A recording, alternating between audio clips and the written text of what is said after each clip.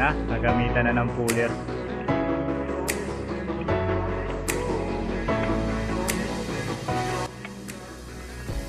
Ngayon ka ba lang bumabaklas? Nakabang ka ba? Tandaan lang. Mamagaya tayo dun sa naging dalawang swing arm. Dan, saan ka nagano?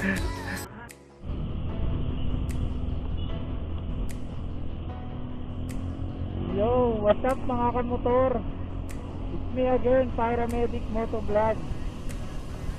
So for today's vlog, i-share ko sa inyo yung Sabado, pumunta ako sa Pasay kasi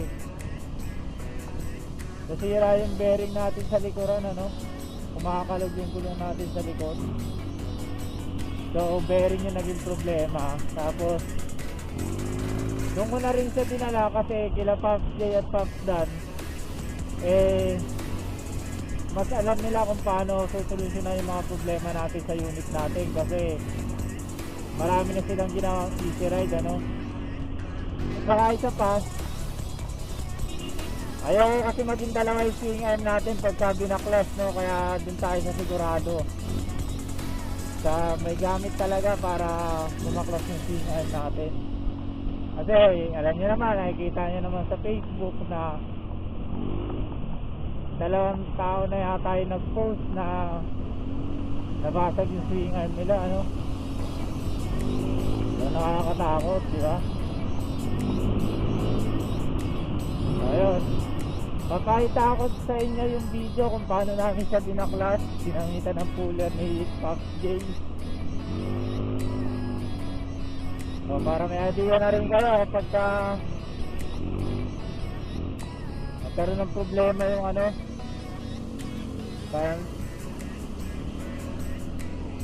para may idea na rin kayo pagka nagkaroon kayo ng problema din sa bearing, may idea na rin kayo kung paano babaklasin likuran natin.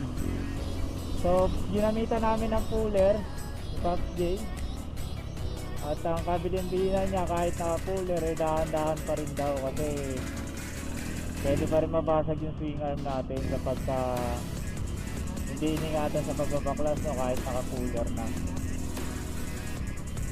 So nagpalit kami ng bearing, dalawa pala yung bearing natin sa likuran. Yung sukat ng bearing niya 6203. So pakita ko na yung video sa inyo mga kamotor, So ito na.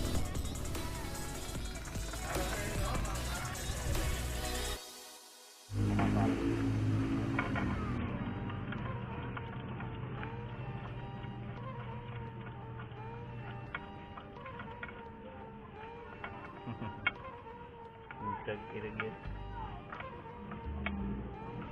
Dalawang. Ngayon ka ba lang bumabaklas yung pag? Nakabang ka ba?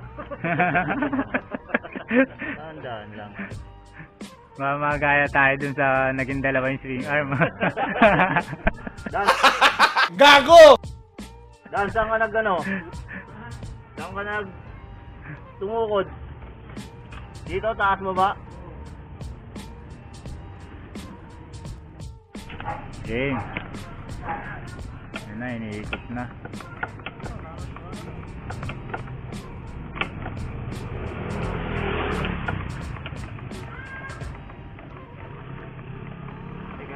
Sigos. Balik mo. Ha? Lumabang mo. Break ulit ka po.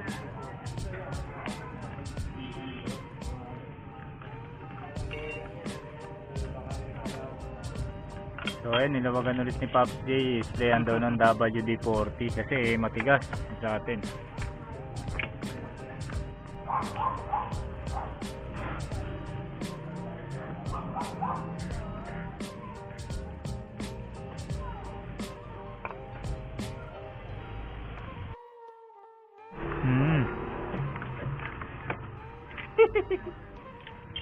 Ulit talaga. Ulit talaga. Tiyagaan. Hindi kaya. Tigas. Buti. Siguro ako WD-40 na 1 week. 1 week, Para pag binaklas nila, malambot na.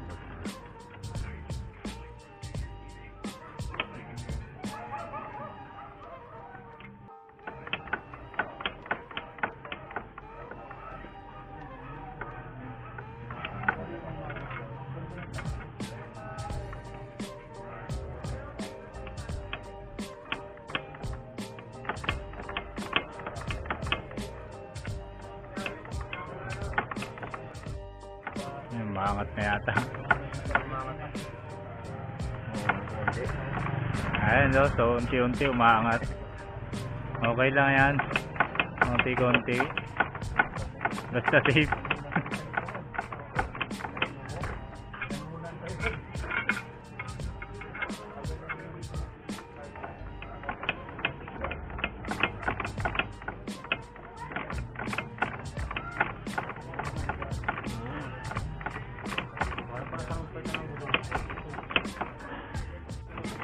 Biyak!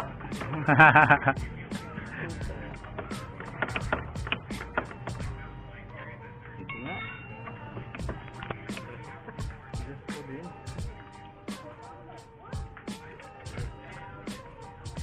Malambot na. Oo, lambot na. Gulaw-gulaw lang po. Ayan.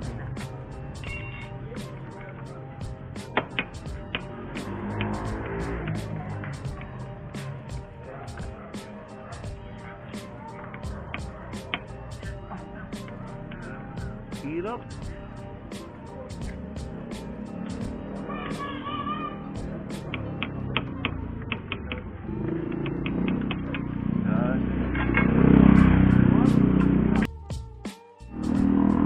So yun, paklas na.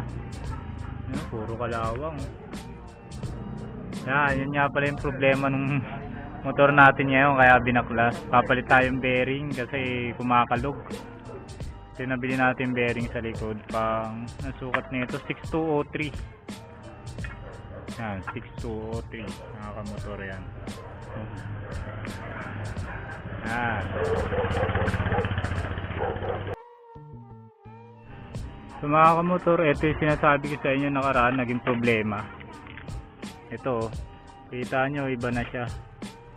So sa akin natanggal, nalaglag. Kaya nung kinakabit ko parang may kulang. Siguro sa vibration kaya nahulog. Pero check nyo na rin yun sa inyo para maagapan nyo. Ito sa akin basag. Pinikitan ko lang ng shoe glue para kumapit. Pero papaitan natin yan bago tayo lumaban sa endurance. Bago tayo sumali ron.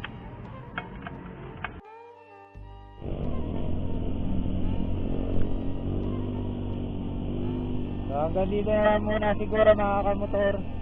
Sana naman tips para sa ating mga Easy Ride 150 users, ano? Sa mga hirap na baklasin yung CM natin. So once again, this is Paramedic Motovlog. Keep safe and ride safe everyone. Peace.